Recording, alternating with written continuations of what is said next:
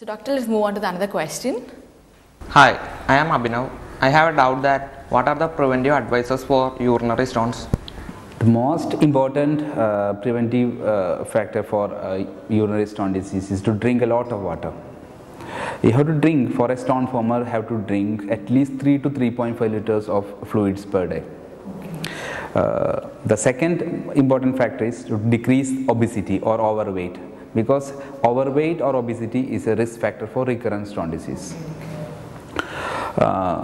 Another factor is to avoid high oxalate foods such as black tea, chocolates, cashew nuts, spinach, tomato.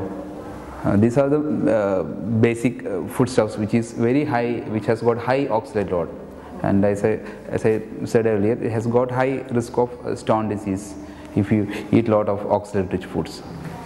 And about the fluids and the juices, is there any specific fruit juice that you have to drink? Nothing like that. It's only the clean, pure water. Okay. That will be good enough.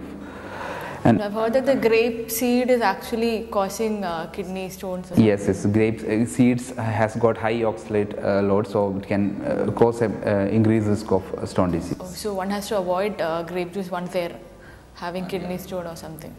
Once in a while you can drink, but it's not like total avoiding. But you have to avoid as much as possible. Okay. So basically, by maintaining food habits, you can actually avoid the recurrence of kidney stones. Any other treatment? There are other dietary manipulations coming out. So I will detail each. One is you have to decrease salt intake. And you have to decrease your salt intake to half.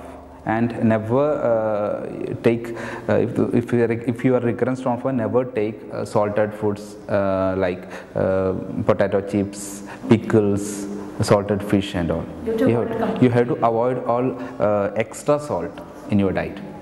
The next important factor is you have to take an adequate milk and milk products, adequate amount of milk and milk products. There is a common notion that milk produces high risk of stones and all, but that's actually wrong notion. If you are not taking an adequate amount of milk and milk products, there will be oxalate hyperabsorption from intestine, and that it will in turn cause an increased risk of stones. Okay. So I do advise all patients to drink at least 1 glass of milk daily in a stone former. Okay. Another important, there are some foodstuffs which are preventive for stone disease. I just want to give a light over this area. Like those foods which are rich in citrates are actually inhibitors of stone formation. So citrate-rich foods are lemon, orange, and Mozambique. These are the citrate-rich foods which we can adopt to avoid kidney stones. So to compile with, drink at least 3.5 liters of water, decrease salt intake, avoid high oxalate foods like tea, black tea, cashew nuts, chocolates, tomato and spinach, decrease and more of orange, and decrease, very important thing, decrease meat intake and seafood intake. Especially prawns and lobsters are high in uric acid content. And meats? Meats, red meat. Red meat contains a lot of uric acid. So try to avoid or decrease the amount intake of meat. So doctor, we have 2 queries through mail also. So the first query is, what is benign prostatic hypertrophy and what are its implications? Benign prostatic hypertrophy is a non-cancerous growth of prostate which occurs in mainly in old age population. Its implication is it produces a urinary outflow obstruction. Okay. So patient will have symptoms such as straining to urination, have to strain for urination. He will have an incomplete sensation after avoiding. He will have frequency to urinate, like whenever he will go for some parties and all, he have to search for bathroom first. Okay. Bathroom first, frequent voiding.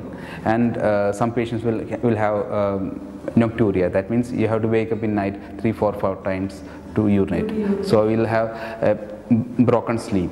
Okay. This produces daytime sleepiness. These are the symptoms suggestive of prostatic hypertrophy. Is it really hurting? Yes, it's really it produces a huge impact on quality of life of these patients. Okay. They will have a broken sleep. They will have daytime sleepiness. They have to strain to urinate. These are the usual prostatic symptoms we see in these patients who have this benign prostatic hypertrophy. There is a non-cancerous growth of prostate, which occurs mainly in old age population. Another implication of prostatic hypertrophy is that the patient can have recurrent urinary tract infections. Okay. The patient can present with recurrent urinary tract infection, fever and all. Okay. And another also it can produce bladder stones. Because of this urinary outflow obstruction, it can in turn lead to stagnation of chemical components in urine and produce stones in bladder. These are the common implications of a benign prostatic hypertrophy.